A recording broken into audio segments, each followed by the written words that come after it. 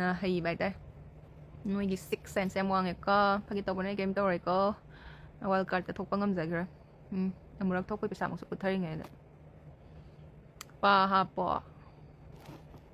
ꯀꯩ ꯐꯤꯜꯇꯔꯗꯩ ꯍꯥꯞꯁꯤꯒꯦ ꯍꯦꯜꯂꯣ ꯅꯤꯔꯨ ꯍꯥꯏꯔꯒ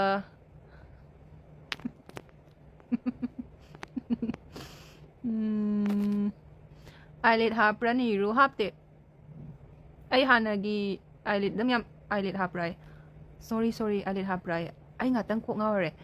ꯑꯥꯏꯂꯦꯠ ꯍꯥꯏꯁꯦ ꯃꯤꯊꯨꯞꯅꯦꯕ ꯑꯥꯏꯂꯦꯁꯦꯁ ꯍꯥꯏꯁꯤꯅ ꯄꯥꯁꯤꯅꯦꯕ ꯑꯩ ꯍꯥꯏꯅꯤ ꯄꯥꯁꯦ ꯎꯠꯇꯣꯏꯕ ꯄꯥꯁꯦ ꯌꯥꯝ ꯁꯥꯡꯕꯅꯦ ꯍꯥꯟꯅꯒꯤ ꯍꯥꯏꯗꯣꯏꯕ ꯕꯣꯔꯤꯡ ꯆꯨꯕꯤꯕ ꯅꯠꯇ꯭ꯔꯥ ꯏꯕꯦ ꯕꯣꯔꯤꯡ ꯇꯞꯇꯥꯏ ꯆꯨꯊꯠꯂꯦ ꯑꯗꯨꯒꯤ ꯂꯥꯏꯐ ꯍꯥꯏꯅꯦ ꯑꯩꯈꯣꯏ ꯁꯥꯒꯩꯅꯦ ꯍꯥꯏꯕꯗ ꯆꯥꯎꯊꯣꯛꯆꯩ ꯑꯩ ꯈꯨꯖꯤꯟꯁꯦ ꯁꯥꯡꯉ ꯁꯦꯝꯕꯅꯦ khujin namana one of my nails got broken to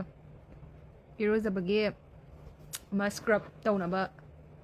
kaino ambido gloves one bido do tingjan badane pra ai sa ngakhtang bathroom da khujin ni aga ngaure ba na bada ko adugadi lorakpada aina chapthatle nail cutter na doje ma hapani jabane ba signal ma choose kay henjang charage che chakka chadre da chak chadaba ngasi ga humni sudare ai dieting kana tawri chak na taba dum like yana ba comment pa bide I comment listing ang pesalaga pathara kyong one of the most complete and beautiful girl I follow on Insta chombran ya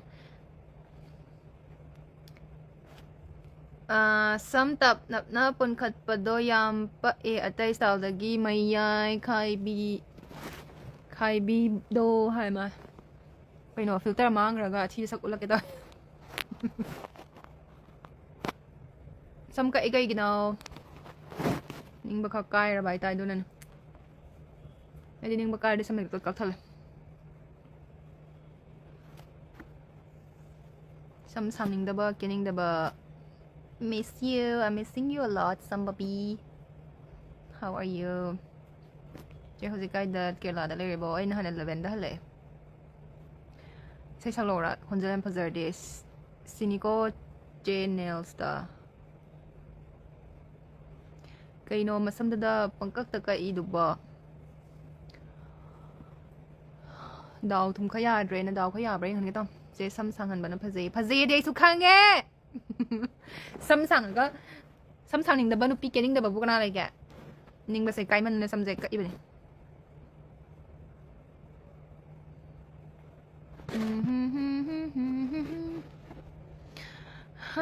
ado Miss Universe India title log ki basing do anambana second try da wild card da lakpa mina di logali ko even manika di so kay ginawa di strategy do kanga lakpa ita because they are not coming to play the games pada na kanga galai ne ba che tunggi samdam ta ulo o che gi thagat pa video da yeng ba dang tunggi tang kha ma lu ko thok pa ita dali ka wai le no dok pa ya ti Jesse nungsiba ni da pung nung da nungsi ID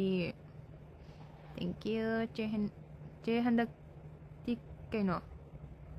kis thoroi dro se kaina kaino mangang chanwa miss thoroi dro kis thoroi dro hai kaino noi se kira ba wayam ngang in khang de ko ka wai noise comment ni se pa ngai ka noi smai sa to harak to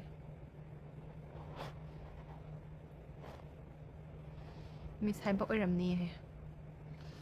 check nang kai skincare products use to ge ai skincare products ti yam me kai sima season ai ha ba lai te dum ai na pamba pangsen da season ai kai ha da khang je nang ai di je say nang si duna je su strategy do khang kan da handak je hi na to sell ga ta salam thak ko thok ni ring maya mama na meeting tong ri swai da kadang da je present thong la roi drop thok ni ai na khoi pam je bai chol ne 감사합니다. Sister 세생 보고는 한 번도 내가 다이는 우리 봐. 진짜들에서 그이나. 삼상보는 한 번째 강해 봐. 삼각바도 얌 티에 마탕디 까 ano. Phần chập tới later about 6 later. Say sắc lọ che âm các bay mềm xăm các bay mềm sắc cái gì nào. Xăm các bay mềm sẽ sit the attitude sneak on there saying away. I don't do that anymore. I'm a cool girl. Chegi English speaking journey se khara share to bio YouTube ta che. Chegi English speaking journey. Ai English hay te. Eibu Rex cover Eibu englishmen la Manipur da pok na ai English hay basa ba nga tani Manipur lay jing English hay bisa bi nga tani ko Asing na akoy di mi lam gi maron do tammaga nga khara communicate to bangam na ba kay na to ba nga tani ya ma to na isa da hi pa sa jan bai ta extend ga zack foreigner mo lon ga nay sa ba Cả rồi, foreigner tê. Dum sana ba ya ba mo nga dum ngang bi. Frito semo baby girl. What's wrong with my show? Miss Universe title ga Manipur thokpa da wangjing da uzahaw bane. Oh. Chemis hai ga da bane soy bane hai. Koi kanon na pi samjay sang bana. Le bakcha ba. I know. I saw you for the first time at Orange Festival, girl. Kano. TBH kaya na. You have something in you. Keep on chasing your dream and have faith.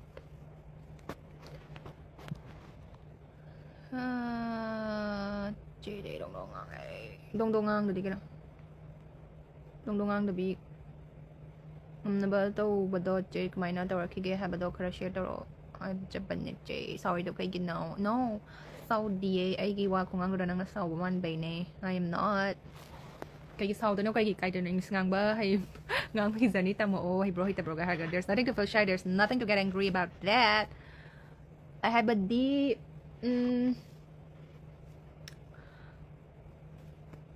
ấy sẽ bị cái đó English hay ba hay brain cái quá hay rồi Manipur Tolaroid or success crown topagi. I'm not very sure. Miss Universe jury or drew Manipur gi.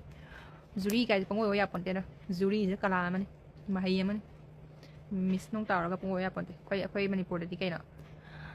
Choreographer. Ada gidi judge, ada gidi kay no. Grooming ga sa peza na mathora ga hekta pangoy way na. Adugi kala me am di topa man ko koy na peza thokwa ga. Knowledge na share to ba yay choreograph ka to ba di thawai ki train ka to ra dam nei khale si field I don't know koi mani para mi le tabai pung dong na bai di khang de ko nok ning enu shie che se hai ra roi hai sini I then grew up haidera ID English ta yamna ngang ba society aduga English ka yamna ngang na ba family dagi grew up tawrak panate aduna college ka tawakan da khara amiga di Manipur sum putok na ngang ya dam ne ko college ka tawakan sum amiga communicate ngam na ba kha so ngang jarak pagiwani I get the English se yamna Hei-Ha so heite har so I fucking don't care because I give mother tongue natte ba aduna nawala de ba Miss Universe det kaya no I don't know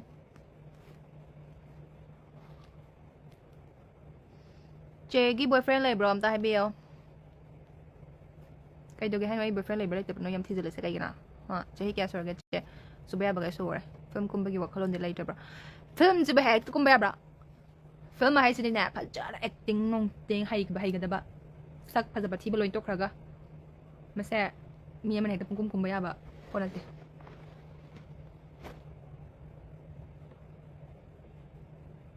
khoi gi 19 da thabal lai ya ticket ka aga khuduk ta pai thorak ne hose hidam che punsigi arthabu punsi oi na khalaktra badi karam tawgani chegi mota eka hadana khangde ꯑꯩ ꯍꯧꯖꯤꯛ ꯏꯁꯥꯁꯦ ꯋꯥꯈꯜ ꯌꯥꯝ ꯅꯨꯡꯉꯥꯏꯇꯦ ꯁꯤꯒꯨꯝꯕ ꯀꯣꯏꯁꯟ ꯌꯥꯝ ꯍꯪꯉꯛꯀꯅꯨ ꯁꯛ ꯀꯛꯇꯛ ꯇꯧꯕꯗꯨꯅ ꯍꯦꯟꯅ ꯃꯒꯨꯟ ꯍꯥꯞꯄꯦ ꯁꯛꯇꯤ ꯀꯥꯛꯇꯕꯅꯤ ꯍꯦ ꯌꯥꯝ ꯆꯝꯕꯅꯦ ꯐꯤल्मꯒꯤ ꯑꯣꯐꯔꯗꯤ ꯂꯥꯛꯇ꯭ꯔꯣ ꯀꯩꯒꯤꯅꯣ ꯅꯉꯣꯟꯗ ꯐꯤल्म ꯑꯣꯐꯔ ꯂꯥꯛꯇꯣꯏꯁꯦ ꯑꯩꯗꯤ ꯁꯛꯁꯨ ꯐꯖꯗꯦ ꯑꯦꯛꯇꯤꯡꯁꯨ ꯍꯩꯇꯦ ꯗꯥꯟꯁꯁꯨ ꯍꯩꯔꯣꯏ ꯑꯩ ꯐꯤल्म ꯀꯨꯝꯅꯤꯡꯕ ꯃꯤꯁꯨ ꯅꯠꯇꯦ ꯐꯤल्मꯒꯤ ꯑꯣꯐꯔꯒꯥꯁꯦ ꯍꯦꯛꯇ ꯇ꯭ꯔꯦꯟ ꯇꯧꯗꯕ ꯂꯥꯛꯄ꯭ꯔꯕ ꯆꯦꯁꯦ ꯌꯥꯝ ꯊꯤꯅ ꯐꯖꯩꯌꯦ ꯀꯩꯒꯤꯅꯣ ꯌꯥꯝ ꯊꯤꯅ ꯐꯖꯩꯁꯦ ꯑꯩꯅ ꯅꯪ ꯌꯥꯝ ꯊꯤꯅ ꯅꯨꯡꯁꯤꯕꯒꯤ ꯆꯦꯅꯤꯄ ꯃꯃꯤꯁ ꯌꯨꯅꯤꯚꯔꯁ ꯀꯃꯥꯏꯅ ꯑꯣꯏꯒꯦ ꯀꯩꯅꯣ ꯑꯣꯏ ꯀꯃꯥꯏꯅ ꯑꯣꯏꯒꯦ ꯍꯥꯏꯔꯣ ꯑꯗꯨꯝ ꯇꯧꯗꯅ ꯑꯗꯨꯝ ꯑꯣꯏꯈꯤꯗꯦꯕ ꯁꯝ ꯀꯔꯤꯒꯤ ꯀꯛꯈꯤꯕ ꯑꯩ ꯁꯝ ꯀꯛꯄꯒꯤ ꯔꯤꯖꯟ ꯍꯪꯕ ꯋꯥꯔꯦ ꯀꯩꯒꯤꯅꯣ ꯆꯦꯅ ꯁꯝ ꯀꯛꯏꯁꯦ ꯃꯤꯁ ꯒ꯭ꯔꯥꯟ ꯊꯣꯛꯑꯒ ꯅꯋꯥꯠ ꯐꯨꯒꯥꯏꯁꯦ ꯐꯨꯔꯣꯏ ꯑꯩ ꯃꯤ ꯐꯨꯅꯕ ꯈꯠꯅꯕ ꯂꯣꯏ ꯇꯣꯛꯈ꯭ꯔꯦ ꯅꯨꯡꯉꯥꯏꯍꯦ ꯁꯤꯁꯇꯔꯁꯦ ꯁꯤꯗꯅꯤ ꯉꯥꯎꯔꯤꯁꯦ ꯀꯩꯒꯤꯅꯣ ꯑꯩꯒꯤ ꯁꯝꯁꯤꯗꯔꯥ ꯁꯝꯁꯦ ꯅꯥꯔꯨꯝꯅ ꯗꯥꯏꯔꯦꯛ ꯀꯛꯄꯅꯦ ꯆꯨꯝꯃꯦ ꯌꯨꯅꯤꯚꯔꯁ ꯃꯅꯤꯄꯨꯔ ꯂꯥꯛꯔꯣꯏꯗ꯭ꯔꯣ ꯈꯛꯇꯩ ꯆꯦ ꯀꯛꯊꯦꯛꯄ ꯗꯥꯏꯂꯣग ꯃꯆꯥ ꯑꯝꯇ ꯇꯧꯁꯜꯂꯛꯑꯣ ꯎꯁꯤꯠꯇꯕꯤꯗ ꯇꯧꯁꯜꯂꯛꯑꯣꯔꯥ ꯎꯁꯤꯠꯇꯕꯤꯗ ꯑꯩꯒꯤ ꯎꯁꯤꯠꯇꯕꯤ ꯀꯌꯥ ꯇꯧꯕꯤꯗ ꯇꯧꯈ꯭ꯔꯔꯣꯏ ꯑꯩ ꯁꯥꯏꯀꯣꯂꯣꯖꯤ ꯀꯣꯔꯁ ꯇꯝꯕ ꯂꯣꯏꯔꯕꯣ ꯈꯪꯗꯦ ꯂꯣꯏꯈ꯭ꯔꯕ꯭ꯔꯥ ꯂꯣꯏꯗ꯭ꯔꯤꯕ꯭ꯔꯥ ꯆꯥꯟꯗꯤꯒꯔꯒꯤ ꯊꯕꯛ ꯂꯥꯛꯑꯣ ꯗꯦꯠ 21ꯗ ꯇꯤꯀꯦꯠ ꯀꯛꯂꯣ ꯂꯥꯛꯀꯦ ꯆꯦ ꯗꯦꯠ 19 ꯁꯤꯡꯖꯃꯩꯗ ꯂꯥꯛꯑꯣ ꯖꯦꯅꯔꯦꯜ ꯂꯥꯛꯀꯦ ꯇꯤꯀꯦꯠ ꯀꯛꯄꯤꯔꯛꯑꯣ ꯀꯣꯂꯦꯖ ꯀꯃꯥꯏꯅ ꯇꯧꯈ꯭ꯔꯒꯦ ꯆꯦ ꯑꯩ ꯂꯦꯛꯇꯝ ꯆꯣꯛꯈ꯭ꯔꯦ ꯐꯩꯗꯧꯅꯦ ꯅꯣ ꯐꯤꯜꯇꯔ ꯅꯦꯃꯦ ꯅꯨꯄꯤꯁꯦ ꯑꯗꯨꯅꯅꯦ ꯁ꯭ꯋꯥꯏꯗ ꯎꯔꯤꯡ ꯈꯔ ꯗꯥꯟꯁ ꯇꯧ ꯂꯩ ꯃꯥꯔꯇꯤꯟꯒ ꯀꯨꯃꯣꯠꯁꯦ ꯍꯦ ꯃꯤ ꯃꯥꯔꯇꯤꯟ ꯍꯥꯏꯗꯨꯗꯤ ꯄꯤꯊꯣꯛꯆꯔꯕ ꯗꯥꯟꯁ ꯑꯩ ꯀꯩꯗꯤ ꯑꯦꯛꯇꯤꯡꯗꯤ ꯄꯤꯊꯣꯛꯆꯔꯕ ꯑꯉꯥꯡꯗꯨꯒ ꯆꯞꯇꯤꯡ ꯇꯤꯡꯕꯩꯒ ꯀꯃꯥꯏꯅ ꯀꯨꯝꯗꯣꯏꯅꯣ ꯉꯥꯎꯔꯕꯅ ꯑꯩꯉꯣꯟꯗ ꯑꯗꯨꯒꯤ ꯃꯍꯩ ꯌꯥꯎꯔꯛꯇꯦ ꯑꯩꯉꯣꯟꯗ ꯌꯥꯎꯖꯕ ꯂꯩ ꯑꯗꯨꯕꯨ ꯐꯤꯂꯝꯒꯤꯗꯤ ꯌꯥꯎꯔꯝꯗ꯭ꯔꯦ ꯁꯤꯁꯇꯔꯒꯤ ꯃꯤꯁ ꯌꯨꯅꯤꯚꯔꯁ ꯐꯤꯅꯥꯂꯦ ꯅꯨꯃꯤꯠꯇꯣ ꯅꯨꯡꯁꯤꯕꯅꯦ ꯃꯤꯍꯨꯟ ꯆꯣꯡꯉ ꯉꯥꯏꯕꯗꯣ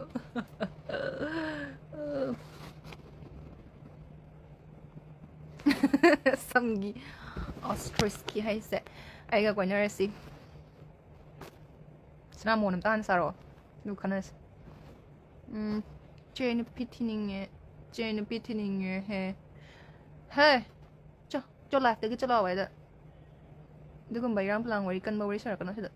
ꯆꯦꯒꯤ ꯇꯣꯞ 6ꯇꯨꯒꯤ ꯃꯅꯨꯡꯗ ꯀꯅꯥ ꯀ꯭ꯂꯣꯁ ꯇꯧꯋꯦ ꯈ꯭ꯋꯥꯏꯗꯒꯤ ꯑꯣꯏꯒꯦ ꯀꯅꯥꯝ ꯑꯣꯏꯗꯦ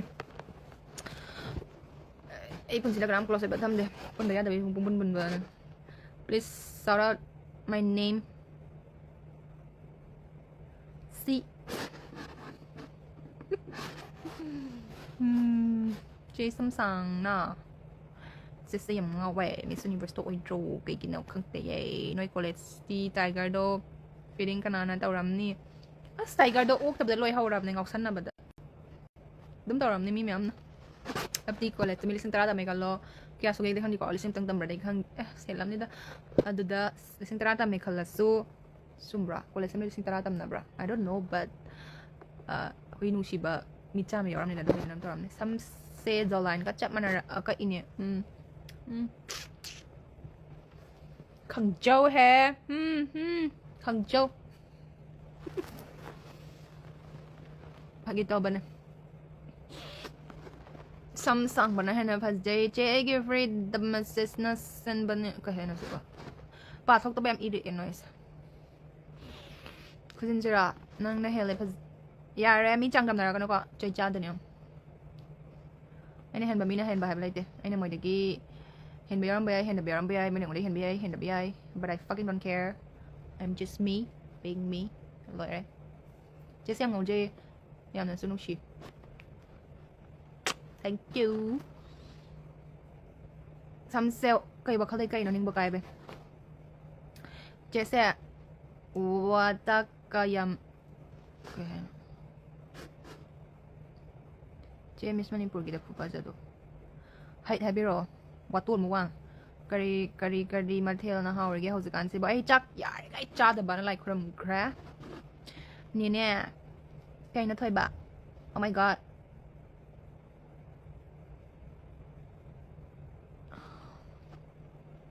ꯃꯤꯠ ꯇꯥꯡꯕꯤ ꯁꯥꯔ ꯂꯣꯏꯔꯦ ꯗꯥꯟꯁꯁꯨ ꯇꯧꯔꯔꯣꯏ ꯑꯗꯨꯗꯤ ꯀꯩꯅꯣ ꯅꯣꯏ ꯉꯥꯡꯉꯤ ꯃꯌꯥꯝꯁꯤꯕ ꯆꯦ ꯐꯣꯔꯦꯟ ꯇꯧꯔꯛꯄ ꯑꯍꯤꯡꯗ ꯂꯧꯈꯤꯕꯗꯣ ꯍꯥꯏꯃ ꯄꯟꯖꯥꯕꯇ ꯂꯩꯇ꯭ꯔꯦ ngasa hair flip ta mo ka to biro pa zai yara ba chena hela ba chai cha den ko ai sig mo comment sa paning de hai ba please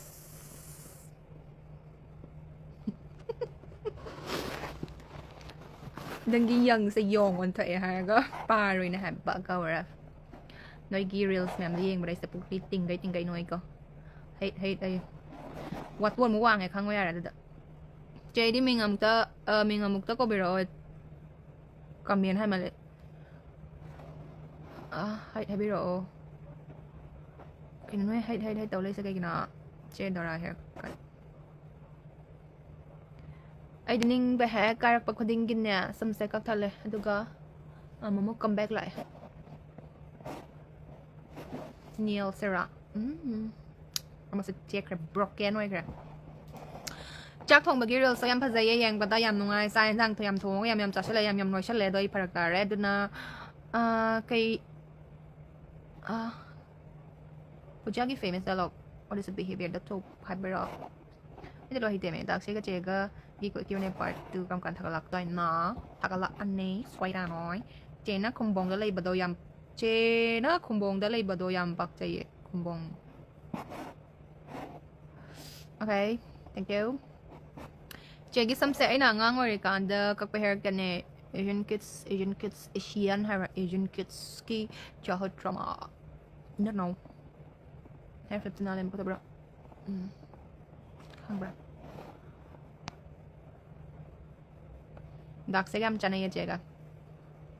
chana bên này trên nào nè đúng chưa trên năng nợ han bầm miss Laura cái cha mà được phăng mà cái phao chơi cha mà chạy doctor cả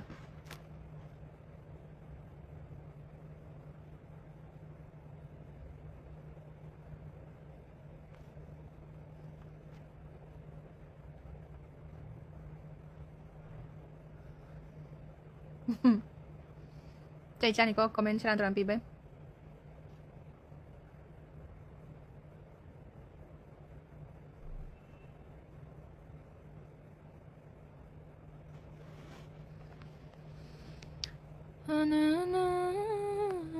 Minay masa ko mani masa ma. Chegi career hobby. I'm jobless. I am a college dropout. I don't know.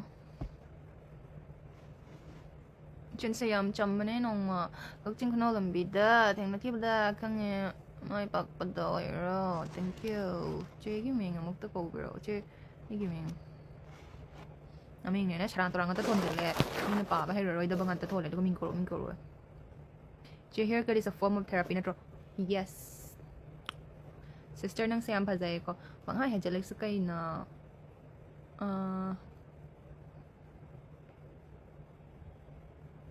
chơi English ngang English ngang ba heite ai English mela English ngang ngoi English hay bakana lagi Manipur da tengang halo ai di heite English hay bisa ba memang ngang halo friend hai nam to cover friend sagyam phazare yam kakpa jay cái nào jay kit tăng cái sen nào cái nói nè cái sen nào hay sao ngon cái nào chơi YouTube vlog tôi nha thôi bây giờ big fan guy bin sa jay क्या सोरा के खंग दे Sajan umbi male ummi Sajan is my favorite chegi mingam ta cover honorable ma cham sara nam thak hai bin pini kau ma ne sai bukan cham me hai ba ai sa cham me hai ba kana na a lot of people know about Jay after Miss but I have been watching your video way too long ago and I really appreciate how honest and straightforward you are thank you Jay Miss Universe ka top lor draw samba pokai samba never give up Jay ko chap da yam pa mi sa kabin crew or di yam chi nei do male no ay moi gi little far ta mam bro ta me moi crew gi thabo me am doi di thawla chat pangam ma kai gi no di I'm a very lazy di top notch sai bra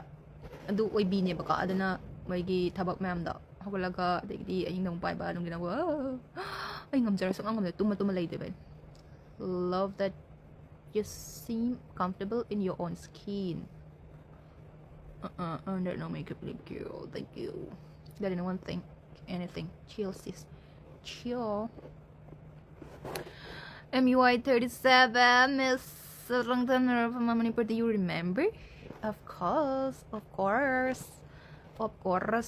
Again, sir, baby rakte karam ba no jesse kakching day na nap. Ay text ba bide. Che sambro se ay khoi sai ka chama ne.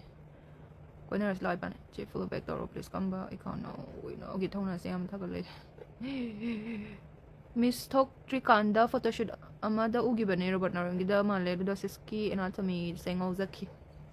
Thank you. Natalo of family vlog am natoro. Tohalak ka. Sister says sakti am pazera sidi karakang full rasi ne kangis. Heite pide hek. Hek rasi di kang asam ru mane haraga koina doira. Koi banen koina sa banoi sa do ko ikasam manarade. Pikaga. Ay tama na hauzik ka dai dakari tabirige master dito right niru I like them tuwe Jenna hoy na han bro I don't know ay ni chahilo te khang de na man cha sa sa da kap ching kanong da karam kan da thok lok join no thok ning pan na tikit ko na ba sa like ra yam lem ba ma la ko yam khat lai mau kari ut khra ge yam khat le hai sa yes lo bala ani ay la o mercy yam le mama le yam khat le ay nga sai live thai se karam kan da free oi ge hayeng oi hang chit su oi ai gi list cái nào sang Dora the Explorer have MUI don't know 60 final work to sit to be the talk se một later đi còn bị có trong lên tiếp một cái mình bài Ernest na ichi work trainers cái hay nào Ernest na ichi work trainer choreographer ama leiba do khang bracha audition adu do phazana train tauba mami tai ichi na muktang matang char dia badu da train ga phazana tawraga comeback lak pangai zari no ai kanam ta da work train tawra kai non di mi aigi aim sa khwaidagi phajana chatpa khwaidagi best work da bado aigi objective nat te ba kai na har dina ai hepa sar ga ungma da khong le thek saruk ti hair si ai hydra si ai normal line ai chatpa phau ka mai chani phau de hizari da na ka that's enough I guess duga aina pamzaba me double train da ko yai ko I don't know I'm not very sure bai khong da sang them family ga chin no thok nai hai chumbra sang tem family sin ang atni ke apok pa khoiram ban numit ta thengna dra khan mane che thengna dra nang na kai no kat sumane nga or se da ka hano nang na cute sum ba do ne nga or se da in cute sum ro bai sa ado samtang wa na he na pak pa ma le james hoy da no mala o thok lo pakkan daทำไมเป็นกิเซมซอยได้หรอลักนี่ซอยได้นะเจสิกมาเฟสหรอใครนึกสิกมาให้เป็นหนึ่งใจข้างเดียวเจแล้ว follow ตัวบันเนี่ย thank you เจกราวนิ่งตัวบันเนี่ยลักแต่เรามีนักศึกษาใหม่นะมิสโตอินอนนักศึกษาคุชีดูไกลๆละเสร็จสิดะสิมาติกสิข้างบ้านสิดะกินสิgirls lay her oh hiบันเนี่ย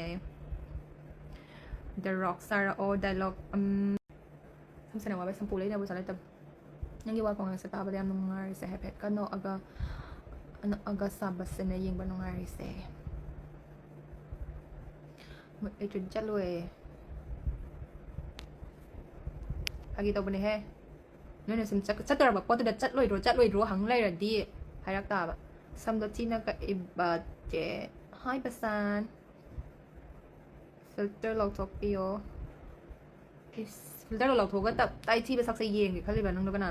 ซ้ำดอกก็จะระหายบ้านเนาะสางคนนั้นเพอเซ่ซ้ำดอกนิ่งบักใครบักใครเลยดูกันนี่แบงค์สักแบงค์ใส่จะกันหรอไซด์ระแบงค์สักเกต ꯁꯤꯁꯦ ꯑꯇꯣꯞꯄ ꯑꯥꯎꯠꯁꯥꯏꯗꯔꯅꯒ European ꯃꯥꯜꯂꯦꯅ ꯅꯠꯇ꯭ꯔꯒ ꯑꯦꯖꯤꯝ ꯇꯧꯕ ꯌꯥꯎꯈ꯭ꯔꯕ ꯀꯩꯅ ꯍꯥꯏꯗꯤ ꯃꯅꯤꯄꯨꯔꯅꯦ ꯆꯦ ꯕꯨꯡ film ꯌꯦꯡꯉꯕ ꯌꯦꯡꯉꯦ ꯅꯣꯏꯅ ꯕꯨꯡ ꯐꯤꯂꯝꯗꯣ ꯌꯦꯡꯉꯒ ꯅꯣꯏꯅ ꯃꯇꯦꯛ ꯃꯇꯦꯛ ꯊꯥꯒꯠꯂꯤꯗꯨꯕꯨ ꯀꯩꯅꯣ ꯅꯣꯏꯕ ꯑꯩꯗꯤ ꯐꯤꯂꯝꯗꯣ ꯌꯦꯡꯕ ꯆꯠꯄꯗꯅꯦ ꯐꯤꯂꯝꯗꯣ ꯍꯥꯟꯅ ꯌꯦꯡꯕ ꯂꯣꯏꯔꯕ ꯐꯤꯂꯝ ꯑꯣꯏ ꯂꯩꯔꯝꯃꯦ ꯌꯦꯡꯉꯒꯅꯦ ꯃꯇꯦꯛ ꯐꯦꯁꯕꯨꯛꯇ ꯊꯥꯒꯠꯂꯛꯄ ꯃꯌꯥꯝꯗꯨꯅ ꯐꯤꯂꯝꯗꯣ ꯌꯦꯡꯕ ꯂꯣꯏ ꯂꯩꯔꯝꯃꯕ ꯍꯥꯏꯇꯥꯔꯦ ꯖꯁ ꯑꯩꯅ ꯕꯨꯡ ꯐꯤꯂꯝ ꯌꯦꯡꯕ ꯆꯠꯂꯤꯗꯨꯗꯤ ꯃꯇꯦꯛ ꯅꯠꯇꯕ ꯖꯁ ꯐꯨꯜ ꯂꯣꯏꯅ ꯌꯦꯡꯕ ꯆꯠꯄ ꯑꯣꯏꯔꯝꯃꯦꯕ ꯂꯣꯏ ꯎꯔꯕ ꯁꯤꯟ ꯉꯥꯛꯇꯅꯦꯕ ꯅꯪꯒꯤ ꯍꯦꯌꯔ ꯁ꯭ꯇꯥꯏꯜꯗꯣ ꯐꯖꯩ ꯊꯦꯡꯛ ꯌꯨ ꯏꯆꯦ ꯅꯪ ꯀꯗꯥꯏꯗ ꯂꯩꯅꯣ ꯍꯧꯖꯤꯛ ꯂꯩꯕ ꯆꯠꯄꯗ ꯆꯦꯒꯤ ꯃꯌꯥꯝꯗꯤ ꯄꯨꯄꯨ ꯄꯤꯁꯛꯀꯤ ꯃꯁꯨꯁꯤꯡꯅꯤ ꯑꯣ ꯀ꯭ꯔꯤ ꯄꯨꯄꯨ ꯄꯤꯁꯛ ꯑꯩ ꯃꯈꯣꯏ ꯄꯨꯄꯨ ꯄꯤꯁꯛ ꯑꯩꯁꯦ ꯀꯩꯅꯣ ꯑꯩꯈꯣꯏꯒꯤ ꯏꯅꯦ ꯑꯃ ꯂꯩꯌꯦꯕꯀꯣ ꯑꯗꯣ ꯄꯨꯄꯨꯗꯤ ꯀꯔꯝꯕꯅꯣ ꯈꯪꯗꯦ ꯆꯦ ꯅꯪꯗꯤ ꯆꯦ ꯃꯤꯗꯤ ꯌꯥꯝ ꯁꯦꯝꯅꯩ ꯆꯦꯗꯤ ꯁꯦꯝꯃꯣꯏꯗ꯭ꯔꯣ ꯁꯦꯝꯅꯤꯡꯉꯦ ꯄꯩꯁꯥ ꯂꯩꯇꯕꯩꯅꯦ ꯃꯤꯁ ꯊꯣꯛꯅꯤꯡꯉꯗꯤ ꯑꯍꯥꯟꯕ ꯀꯩꯗꯧꯅꯤ ꯆꯦ ꯃꯤꯁ ꯊꯣꯛꯅꯤꯡꯉꯗꯤ ꯑꯍꯥꯟꯕꯗ ꯐꯣꯏꯗꯠꯅꯕ ꯐꯨꯒꯥꯏꯅꯕ ꯆꯤꯟꯒꯟ ꯃꯥꯟ ꯇꯝꯒꯗꯕ because that world is not easy it's not gonna be easy ꯑꯗꯨꯒꯤꯗꯃꯛ ꯅꯪ ꯃꯤ ꯈꯟꯅꯕ ꯐꯨꯒꯥꯏꯅꯕ ꯆꯤꯟ ꯀꯟꯕ ꯃꯤ ꯀꯤꯗꯕ ꯁꯒꯥꯏꯅꯕ ꯁꯦꯠꯇꯠꯅꯕ ꯍꯥꯟꯅ ꯇꯝꯒꯗꯕ I'm just kidding bro dude नहान मांगख्रे समतन बस नहाल मांगख्रे मानसिकी रियलिटी शोदसु येंगनिंगे मोइगी बेरीने पाइना थोइबा contestant of TV show सिंगने मयाम दोचे दे हिन बयाउदे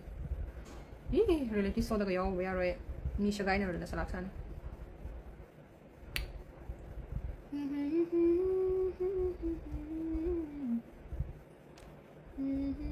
नंगी लाइफ पे ning bana yeng biyo yen drug kan na kaya hada na kang highly facial features to European mali ba miyang nagahirap ko yaw ba yaw de 이게 solution 정하여 봐 isa is how rena ang 기분에 이게 격진 큰올 다 잘라 용 털락받다 간다 제기 마나 마초비 오케이 nangi wakal da da se ngau chat nora bane nó sẽ Alex thúc trộm hay sao nặc dài đó nặc dài đó tao cái này inspire